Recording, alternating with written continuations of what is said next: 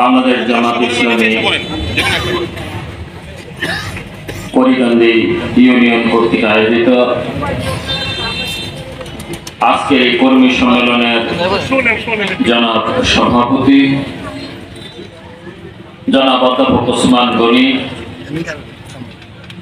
আজকের এই সম্মেলনের বিশেষ অতিথি বাংলাদেশ জামাত ইসলামী কেন্দ্রীয় মজলিস শুরার সদস্য কুমিল্লা উত্তর জেলার নায়েবে আমির জনাব অধ্যাপক আলমগীর সরকার, উপস্থিত আছেন জেলা সেক্রেটারি জনাব সাইফুল ইসলাম শহীদ, জেলা কর্ম পরিষদের সদস্য জনাব মনিরুজ্জামান মাহলুল, জেলা মজলিস শুরার সদস্য মাওলানা সাইদুল হক, হোমনা শাখার আমির এবং পত্র শাখার আমির জনাব ইঞ্জিনিয়ার শামীম সরকার, অন্যান্য নেতৃবৃন্দ, কর্মী ভাইয়েরা, সুধী মণ্ডলী, ব্যবসায়ী বৃন্দ, সাংবাদিক বন্ধুরা, আমি সকলকে আমার অন্তরের অন্তঃস্থল থেকে আন্তরিক অভিনন্দন জানাচ্ছি।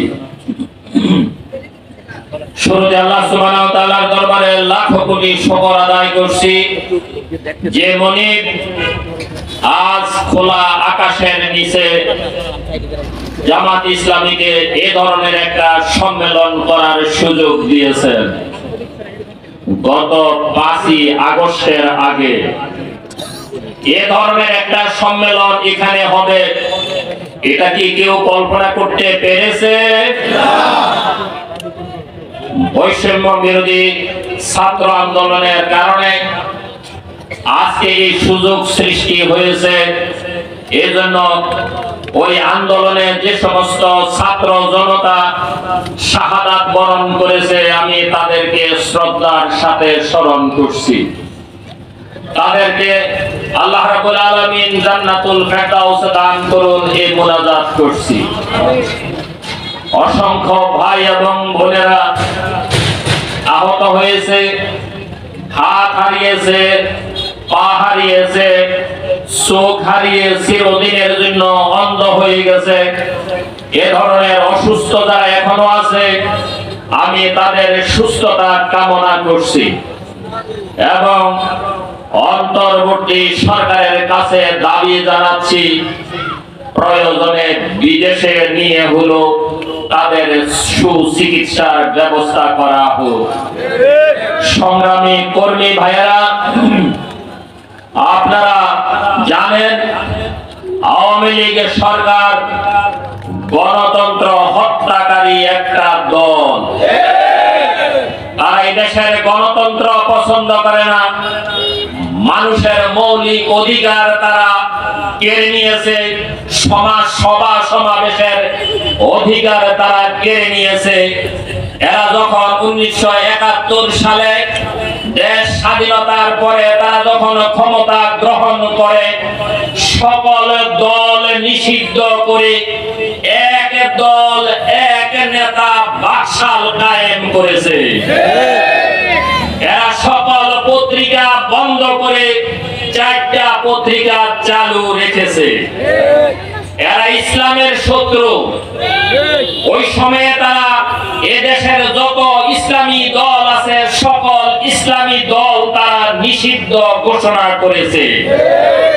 সেই শেখ মুজিবের কন্যা শেখ হাসিনাও শেখ মুজিবের আদর্শ অনুসরণ করে এদেশে ক্ষমতা পেয়ে বহু আলেমকে ফাঁসি দিয়ে হত্যা করেছে।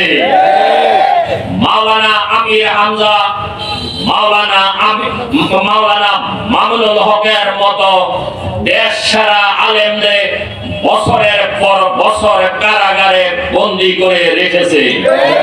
বহু আলেমকে আয়না ঘরে ঢুকিয়ে রেখেছে, বহু আলেমকে মামলা দিয়ে হয়রানি করেছে, বহু আলেম মাহফিল করতেছে, তাদের কাছ থেকে মাইক কেড়ে নিয়েছে।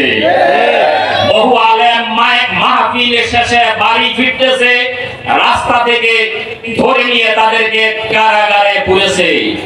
এই সেই আওয়ামী লীগ, যে আওয়ামী লীগ ইসলাম সহ্য করতে পারে না। এই আওয়ামী লীগ আলেমদেরকে উপরে খড়গ স্থাপন করেছে। তারা যে খুতবা লিখে দিবে সেই খুতবা পড়ে শোনাতে হবে, অন্য খুতবা পড়ে শোনানো যাবে না। আপনাদের কি মনে আছে? যারা খুতবা লিখে দিয়েছে তাদের লিখা খুতবা পড়তে হবে। সংগ্রামী ভাইরা, এরা চেয়েছে এ জমিন থেকে ইসলামকে নিভিয়ে দিতে। ইউরিদুনা লিইউতফিউ নূরাল্লাহি বিআফওয়াহিহিম ওয়াল্লাহু মুতিম্মু নূরিহি ওয়ালাউ কারিহাল কাফিরুন। এরা ইসলামকে নিভিয়ে দিতে চায়, অথচ আল্লাহর সিদ্ধান্ত হচ্ছে তিনি ইসলামকে পূর্ণরূপে উদ্ভাসিত করবেন, গোটা বিশ্বে ছড়িয়ে দেবেন। যদিও ইসলামের এই শত্রুদের কাছে এটা বড় অপছন্দনীয়। সংগ্রামী বন্ধুরা আমার, আওয়ামী লীগ ইসলামকে মুছতে পারেনি, বরং আওয়ামী লীগ নিজেই মুছে গেছে এই দেশ থেকে। এটা ইতিহাস। কিন্তু ইতিহাসের সবচেয়ে বড় শিক্ষা হলো মানুষ ইতিহাস থেকে শিক্ষা গ্রহণ করে না। এই আওয়ামী লীগ ঢাকা বিশ্ববিদ্যালয়ের মনোগ্রামে ইকরা বিসমি রাব্বিকাল্লাযী খলাক এই কথাটা ছিল। তারা কোরআনের এই আয়াতকে ঢাকা বিশ্ববিদ্যালয়ের মনোগ্রাম থেকে মুছে দিয়েছে। এই Awami League Dhaka Islamic intermediate college, এই কলেজ থেকে ইসলামের নাম মুছে দিয়ে কবি নজরুল ইসলাম কলেজ করেছে। কিন্তু এখানেও দেখেছে ইসলাম আছে, শেষ পর্যন্ত তারা কবি নজরুল ইসলাম কলেজের ইসলাম মুছে দিয়ে কবি নজরুল কলেজ করেছে। এই আওয়ামী লীগের জন্মের সময় নাম ছিল আওয়ামী মুসলিম লীগ। এরা এদের এই দল থেকে মুসলিম শব্দটা মুছে দিয়ে আওয়ামী লীগের নাম রেখেছে। ঢাকা বিশ্ববিদ্যালয়ের সলিমুল্লাহ মুসলিম হল থেকে মুসলিম নাম বাদ দিয়ে সলিমুল্লাহ হল করেছে। এটাই হচ্ছে আওয়ামী লীগের ইসলাম বিদ্বেষের ইতিহাস। এ দেশের মানুষ আওয়ামী লীগকে প্রত্যাখ্যান করেছে।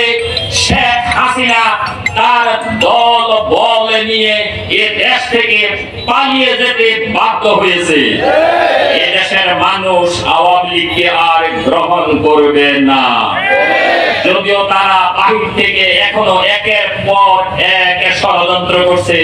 সর্বশেষ ষড়যন্ত্র হচ্ছে ইসকনে লীগ দিয়ে, ইসকনকে লীগে পরিণত করে, ইসকনে লীগ দিয়ে চট্টগ্রামের আদালতে একজন প্রখ্যাত আলেম সাইফুল ইসলামকে শহীদ করেছে। আজকের এই সম্মেলন থেকে আমরা এর তীব্র নিন্দা জ্ঞাপন করছি। অবিলম্বে ইসকন লীগদেরকে গ্রেফতার করে দৃষ্টান্তমূলক শাস্তি দেওয়ার জন্য আমরা অন্তর্বর্তী সরকারের কাছে জোর দাবি জানাচ্ছি। সংগ্রামী কর্মী ভাইয়েরা, প্রিয়